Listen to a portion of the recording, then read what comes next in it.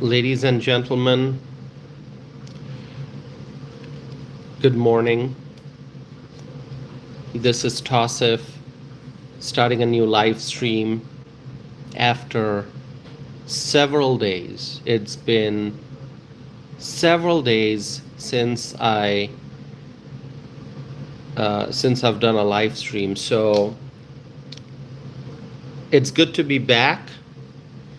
And I did not announce this live stream ahead of time, so a lot of my friends may be surprised by the start of this live stream. I didn't make any announcement. I actually literally just scheduled this live stream. I would say 10 minutes ago. Okay, and so this was not announced ahead of time. But if you are joining, please say hello in the live chat window. It's good to be back. Now, I'm doing this live stream right at midnight, actually. This is midnight Central Time, exactly midnight, which is why I started with the greeting good morning. Okay, it's a brand new day, and I hope you all are doing well. And the topic I'm going to be discussing today is a very, very serious one. Very serious one, actually. We're going to be talking about the likelihood of World War III. Okay. I've thought a lot about this. Okay. I've thought a lot about this before starting this live stream, before doing this. In fact, I want to point out that I recently published a blog post on my website, tossifanam.net. A blog post talking about the possibility of the Third World War. That's right. So I don't know how many of you have read that blog post. If you have not, you can read it. Not now, later. Okay.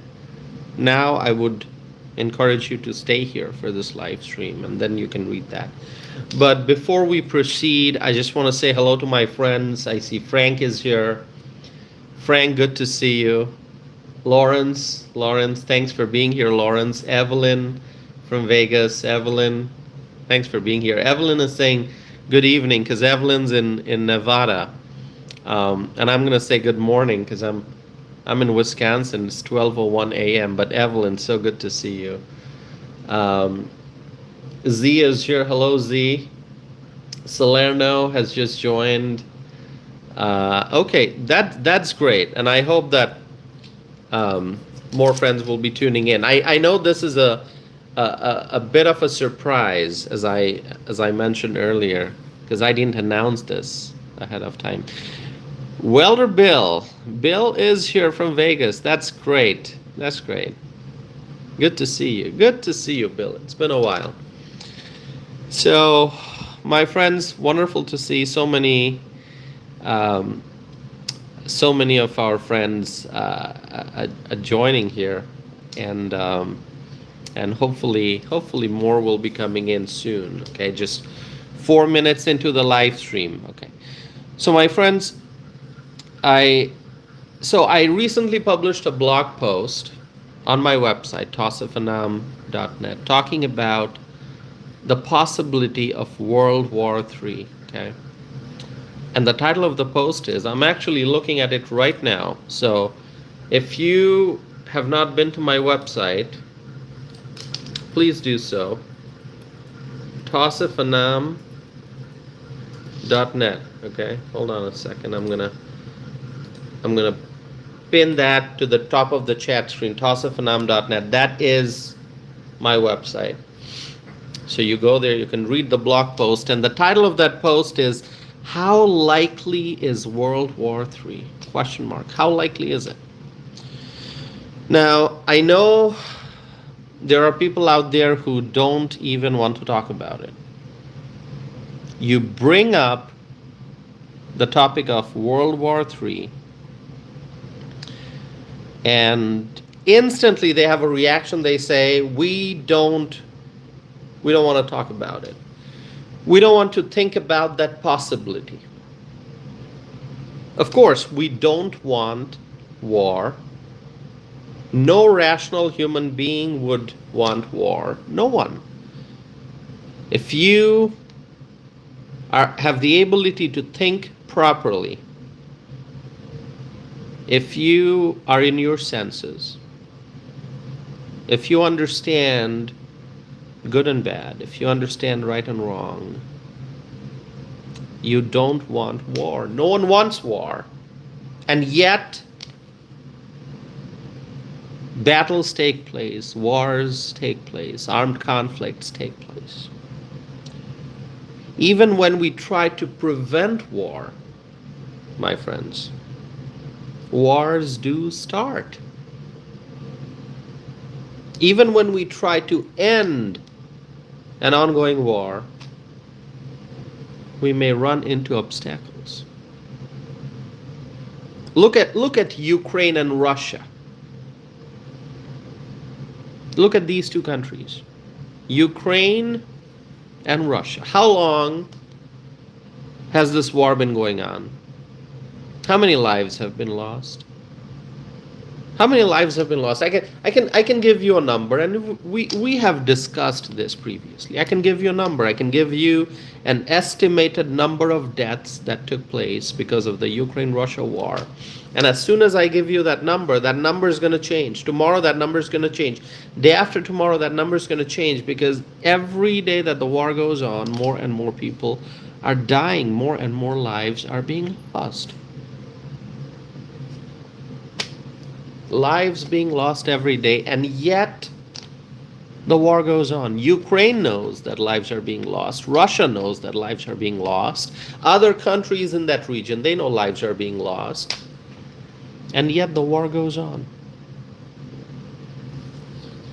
Ukraine, Russia. It's a topic that we can talk about for hours. And we have done that.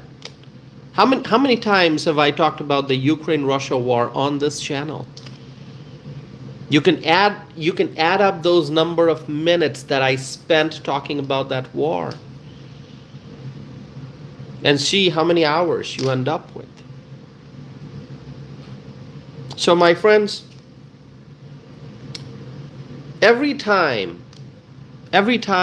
we feel that we are so close to achieving peace, every time we feel that we're so close to a ceasefire,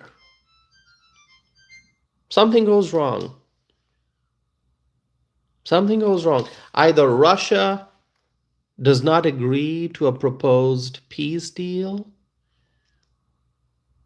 or a Russian drone enters the airspace of a European country, or something else happens. Something else happens. Now, it has been so difficult, and President Trump has talked about it very, very openly. He talked about the difficulties involved in this negotiation process, the difficulties involved in trying to achieve a peace deal. It was just some days ago, I think, when Steve Witkoff, U.S. Special Envoy, Steve Witkoff, he was in Moscow to try to negotiate, to try to bring this war to an end.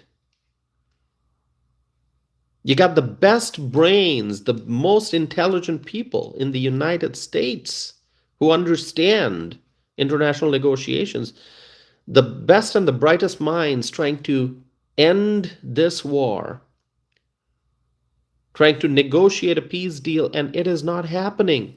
We're running into roadblocks. We're running into barriers. Something happens. Some kind of disagreement, something that does not lead to a ceasefire. The war just goes on and on and on. So, my friends, you're listening to me. I want to hear your thoughts on this. Share in the live chat what you think. Okay. Lawrence is saying you're 100% right. Lawrence, thank you, Lawrence. Thank you for your comment. And I'm actually sorry to say that I'm 100% right on this. You know why? You know why? Because it's bad news.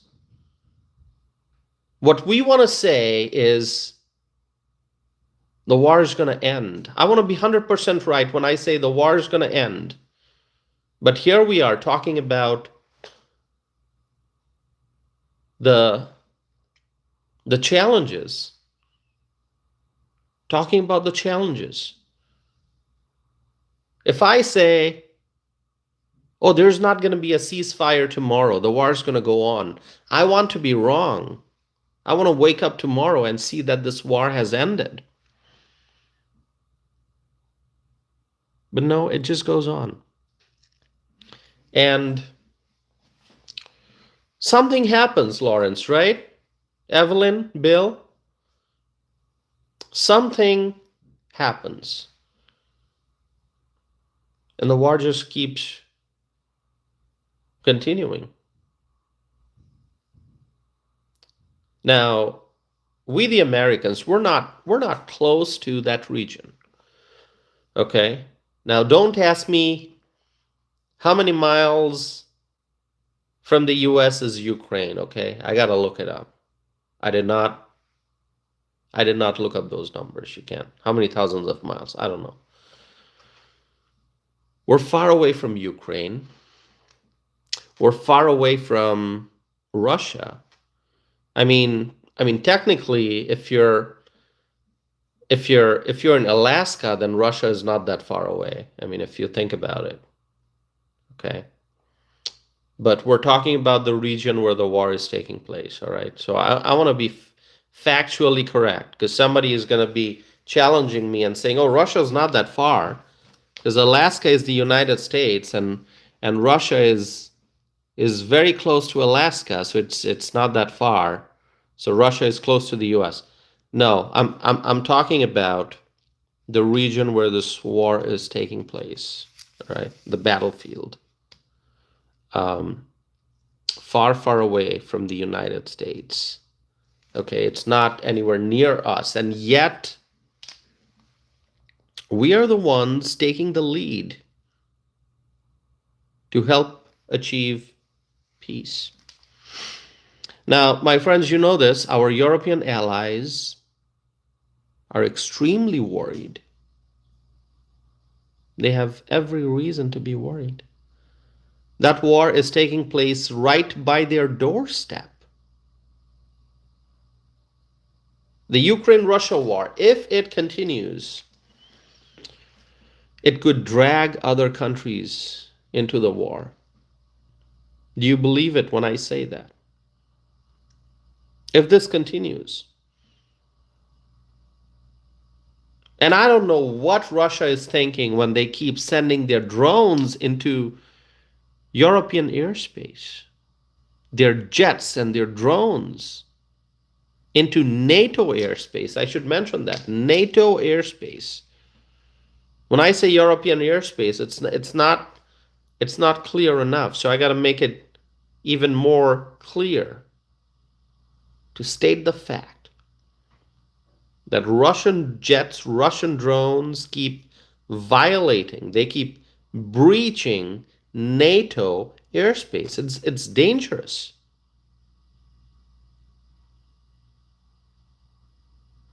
Evelyn has the right word, provocation. It's provocation. That's what it is. It's like poking. It's like poking NATO.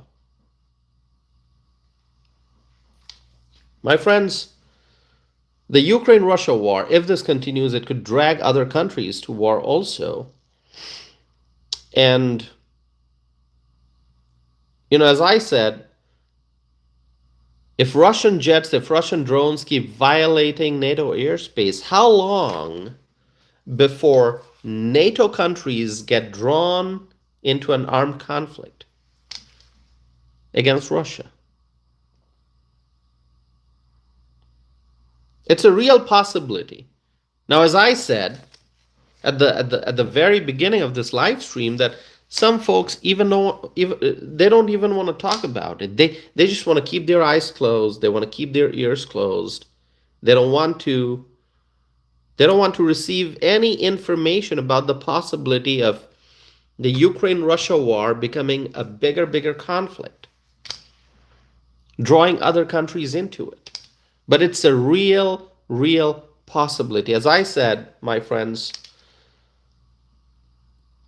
World War III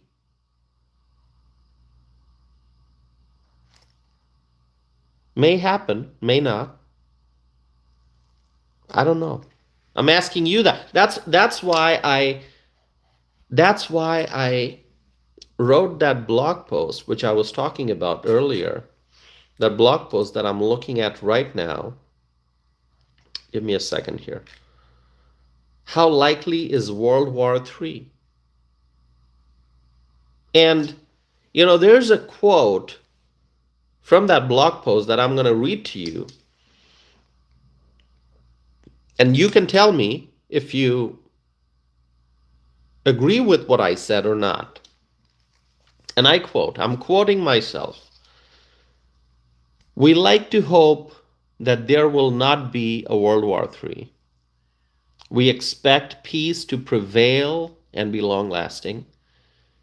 However, the fear of World War III is present, and as time goes by, it seems more likely that the start of a global war is approaching.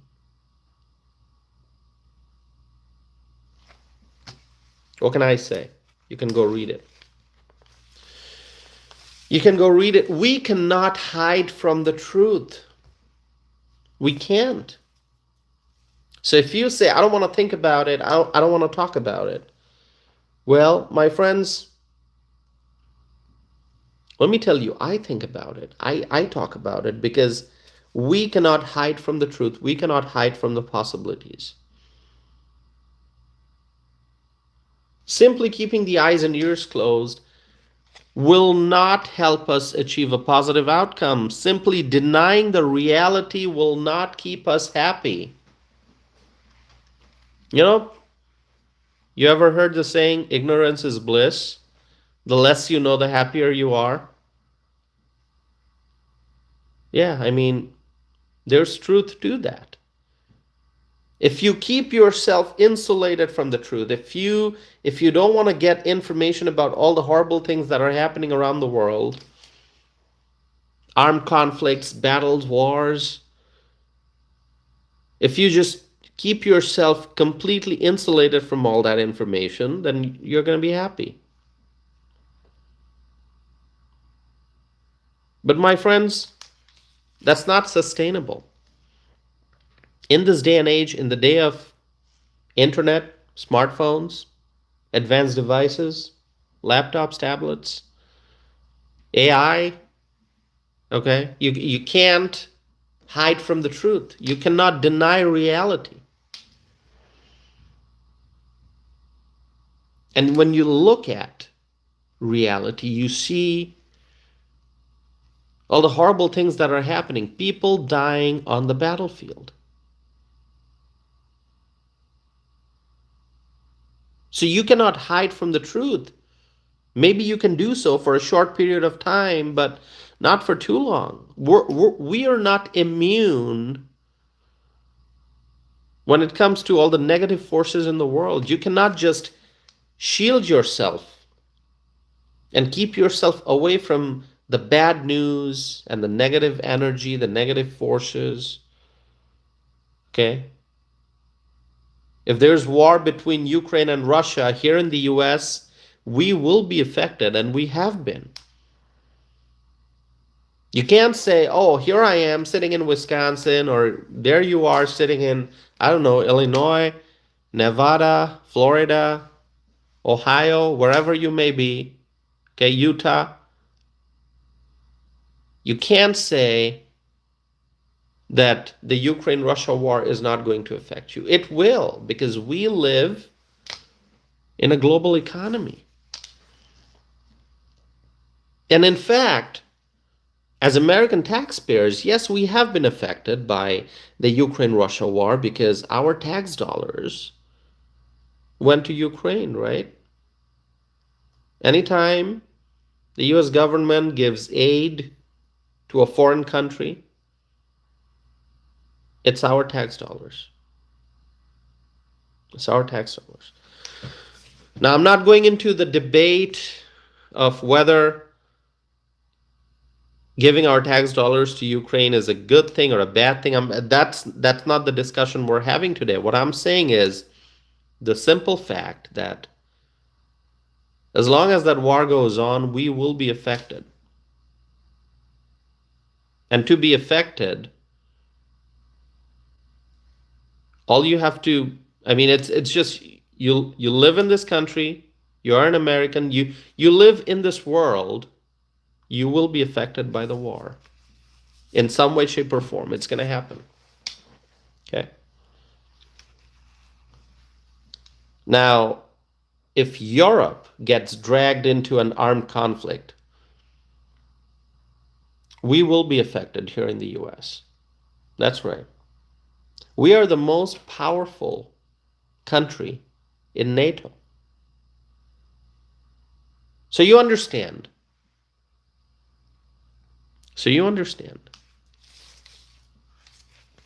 And the Secretary General of NATO, let me share this with you. Hold on a second. The Secretary General of NATO did say recently that Russia could go for Europe next after Ukraine. I mean, Russia has been targeting Ukraine, but the Secretary General of NATO issued this warning that Europe could be next in Russia's list. Now, this cannot be taken lightly. There are people out there who listen to something like this and they say, oh, that's never going to happen. It's just all talk. It's just all talk. It's never going to happen. Well, don't take things lightly. It's coming from the Secretary General of NATO. It's coming from that statement. You can go read the exact statement. I'm just giving you a summary.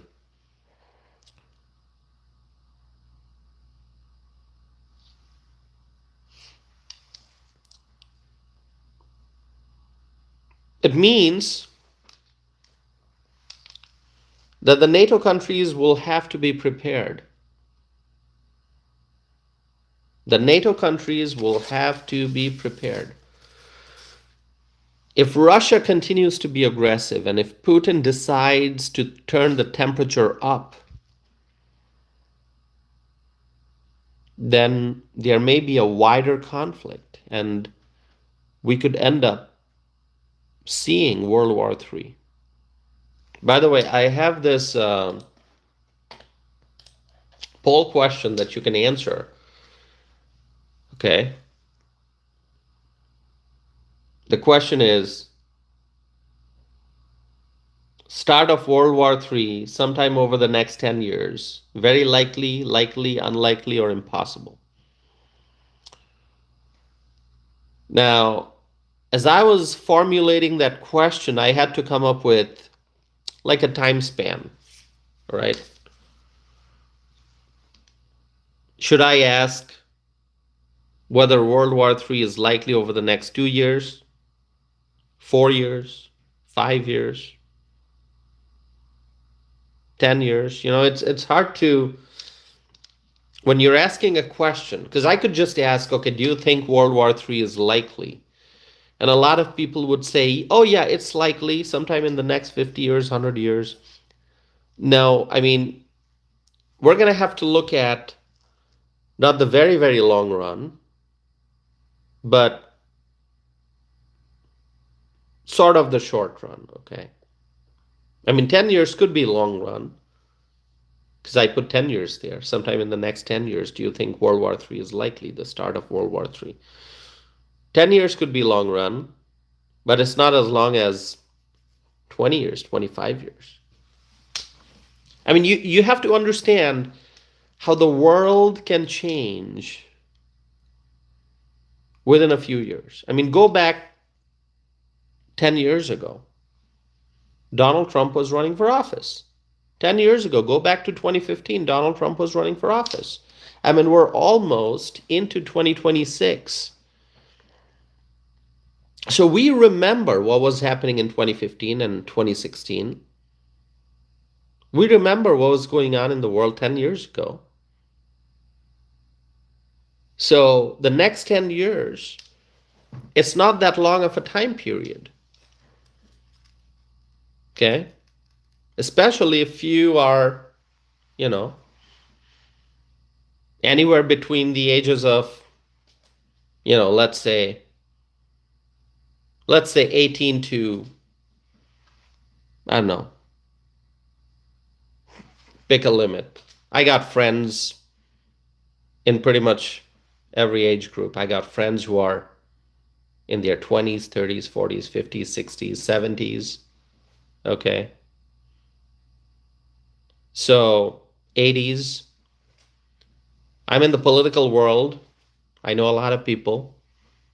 And I have friends in pretty much every age group. Okay. From, 20s and up. So you ask anyone, you pick somebody in the middle somewhere, like let's say 40s, if you're in your 40s or 50s, 10 years, you remember the previous 10 years. The next 10 years will go by really fast. And so I thought, okay, let's put this question in the context of the next 10 years. Do you think that the start of World War III is likely or not? And I gave 4 options: very likely, likely, unlikely, or impossible.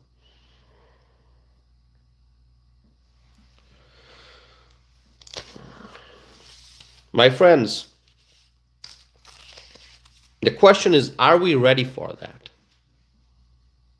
And I don't mean if we are ready militarily. I'm not talking about military readiness today. I mean, are we ready mentally? Are we ready emotionally?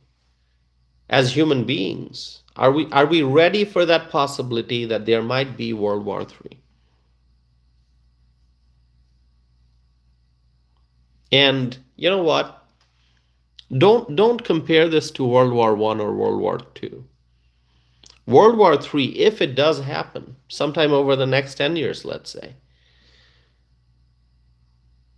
it's going to be quite different.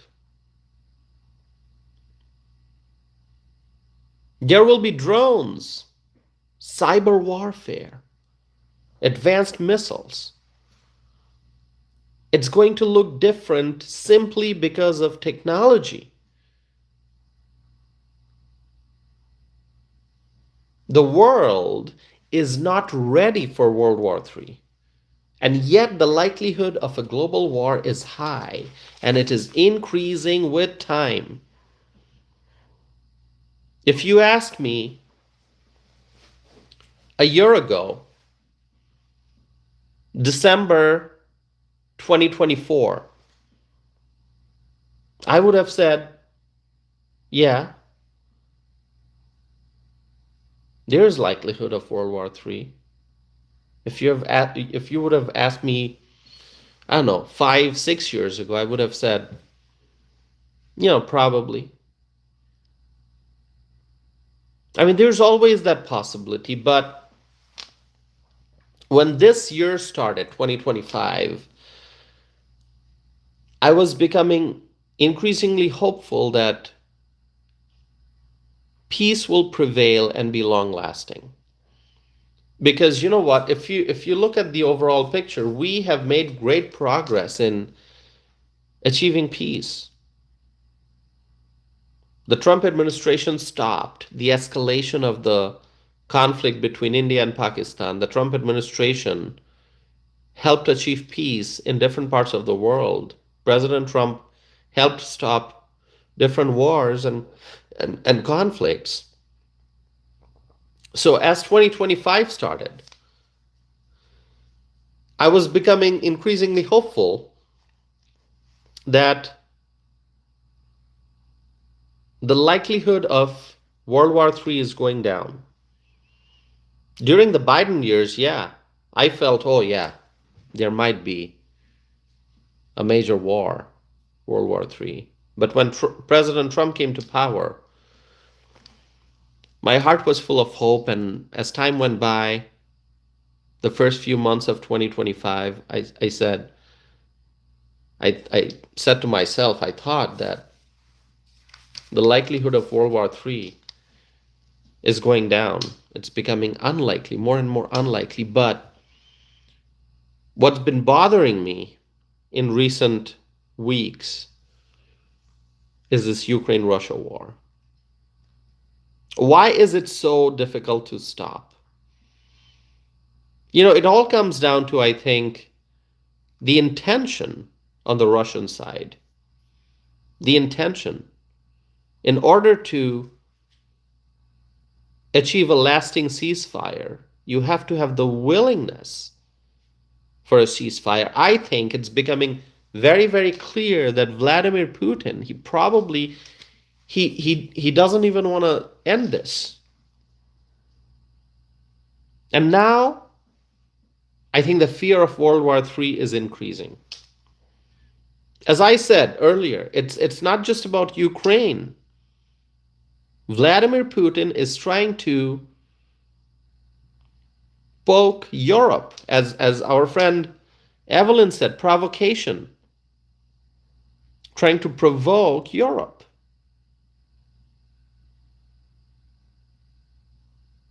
So now I feel like the likelihood of World War III is increasing. That's what I feel.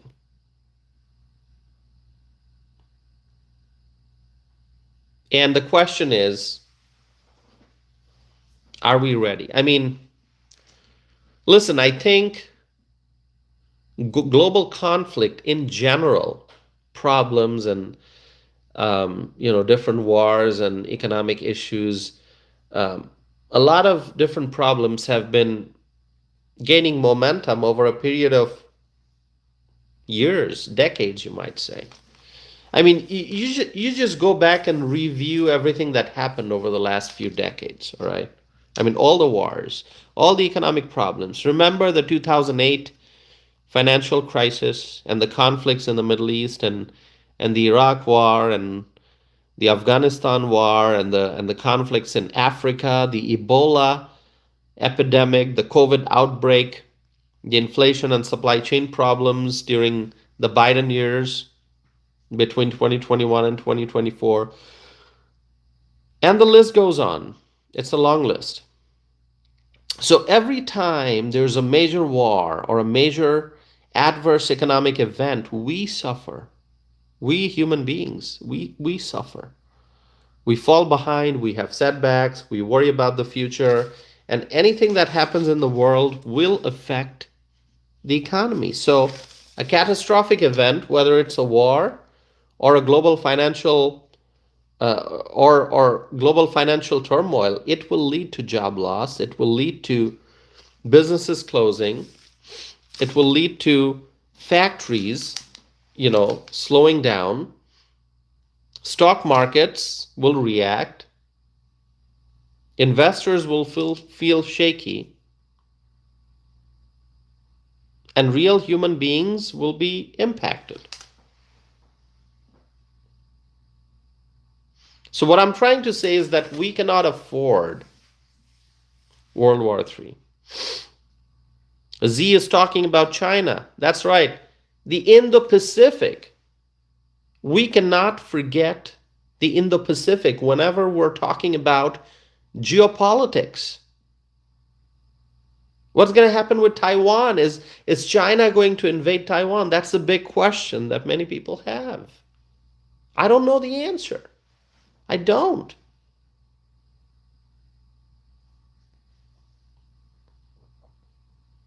It's becoming increasingly obvious that Another world war may happen if the global geopolitical temperature doesn't cool down. If the Ukraine-Russia war goes on, if the tension in the Indo-Pacific region, if that tension becomes more severe, what's going to happen? Ask yourself, what would you do if World War III starts? How would you handle the stress? What would your everyday life look like? Are you going to lose your job? Is your business going to shut down?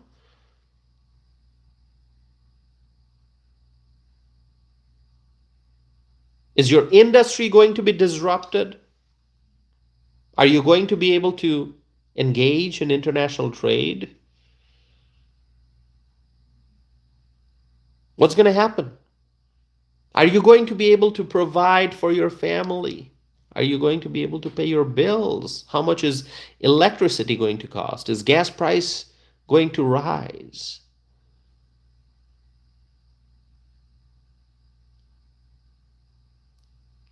What impact will there be on international transportation, shipping, airlines?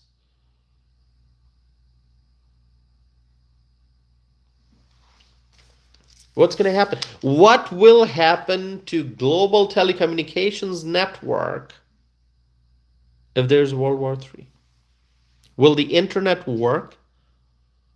Will you be able to log into your computer, go on the internet, and use social media uninterrupted? Will you be able to browse the internet, have access to high-speed internet? As I said, World War III is not going to be a traditional war. It's going to look different. There'll be a cyber aspect to it. We already see how our adversaries try to cause damage to our country using, you know,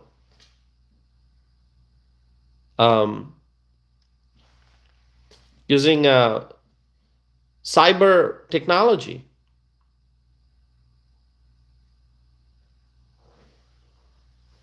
So, what is World War III going to look like?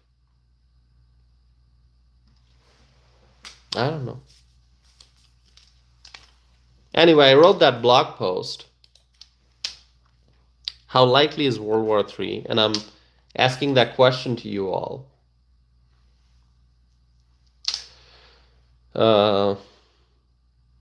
33% of the people so far have said very likely. 30% said likely. 31% said unlikely. 6% said impossible. What does that tell you? What does that tell you? Only 6% of the people said impossible. Only 6% of the respondents here believe that start of World War III sometime over the next 10 years is impossible. Only 6%. 32% saying very likely. That's the highest number.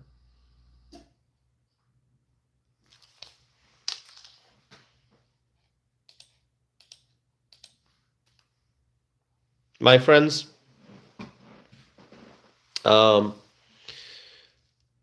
since you all are here, just make sure that you're subscribing to this channel. If you have not done so already, I would appreciate that very, very much. You can subscribe and stay connected.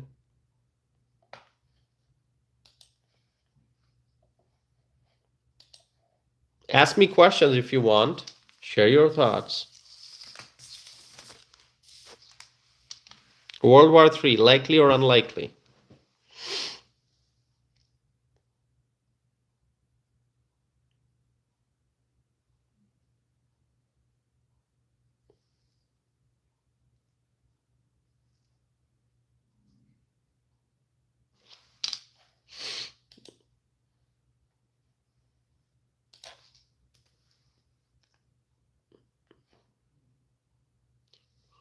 There's a viewer who's saying it's more likely now than ever. That's what a lot of people say. It's likely now. Quite likely. Very likely.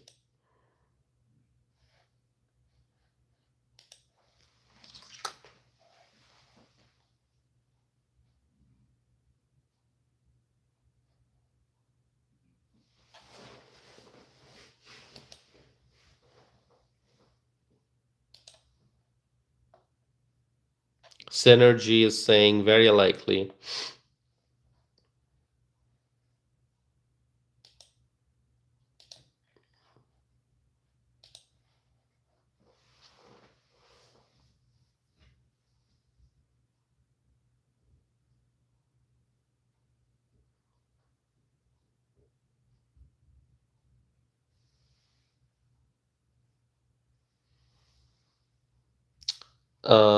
Someone's saying, love the channel. Thank you. Thanks so much.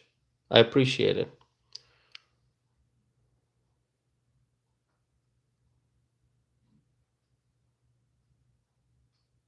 All right. Thanks so much. Appreciate it. Yeah, I didn't do a live stream for several days because I was sick, actually. For those who are wondering, I was sick. I had congestion, nasal congestion, aches and pains. Yeah, just for several days. So I was just trying to get some rest and recover. That's what I did. So that's why you didn't see any videos or live streams from me for the last, I don't know, how many days has it been? Well over 10 days, I know that. When was my last live stream before this? It was on December 2nd. Today's December 15th. So, as I said, more than 10 days.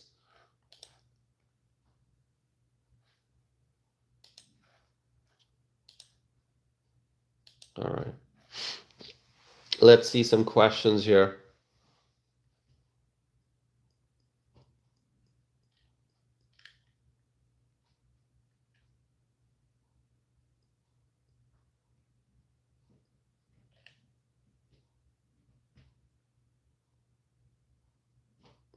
All right. Thank you, friends. Thanks so much for being here. Make sure you like this video if you have not done so yet. That's how you can support this channel.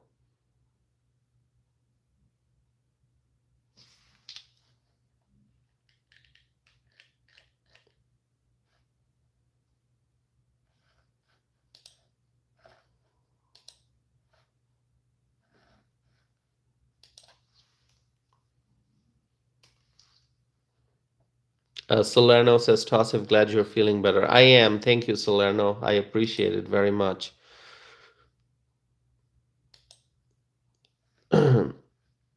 feeling feeling better, but I feel like no matter where you look, people are sneezing and coughing. People have like it's almost like there's something in the air that's making people, sick. I don't know. And so I was sick for a while. Yeah.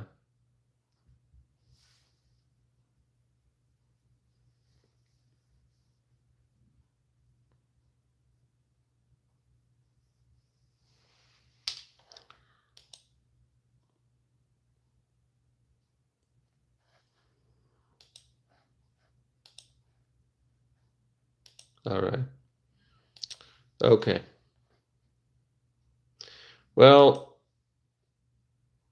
my friends, I don't know. Today, I feel like I should have picked some uplifting topic to discuss since I have not done a live stream in a while. But I ended up talking about the possibility of World War III. If you have not read my blog post, please do so. And, in that blog post, I write, Um, at present, there are major forces actively engaged in trying to prevent the onset of a big war. There are actors trying to ensure peace, and yet peace is extremely difficult to achieve. And once achieved, peace is hard to hold on to. Peace can be fragile, ready to shatter into pieces. Calmness can be lost easily. Commotion and conflicts can start and then devolve into great geopolitical crises. That's what I wrote in my blog post. Okay, and there's a lot more. I mean, I'm just reading you parts um, from that post. And just one thing I gotta point out. Speaking about the ongoing Ukraine Russia war, President Donald Trump has also said that things like this, meaning this Ukraine Russia war, things like this end up in third world wars. So there's a real possibility that the Ukraine Russia war could become a bigger regional conflict and it could become a World War III. Um, so I don't know.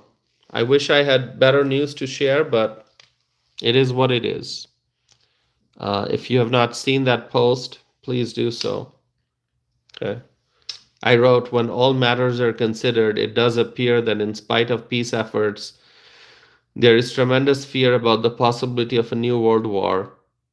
As such, the peacemakers must work even harder to ensure that another world war does not take place. People across the globe cannot afford World War III. That's what I wrote. Yeah. So anyway, my friends, I'm going to end this live stream um, sometime in the next couple minutes. If you have not subscribed yet, I would appreciate if you do. So go ahead and subscribe. Stay connected with me, my friends. Okay, and I'm gonna be trying to do live streams again. Okay. Hopefully every day. That's my goal. All right. Thank you, my friends. I appreciate you all. And also, please make sure. Okay, one request that I have. Please write me a review on Apple Podcast. All right. The name of my podcast,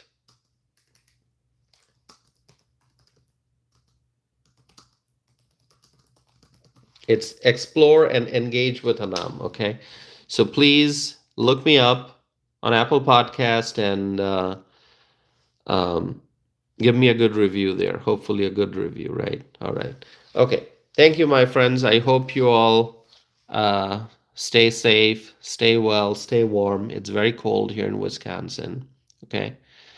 Marjorie, good to see you, Marjorie. Thank you all for being here, my friends. I'm going to be back again very soon with more videos and more live streams. So may God bless you all. May God bless President Donald J. Trump.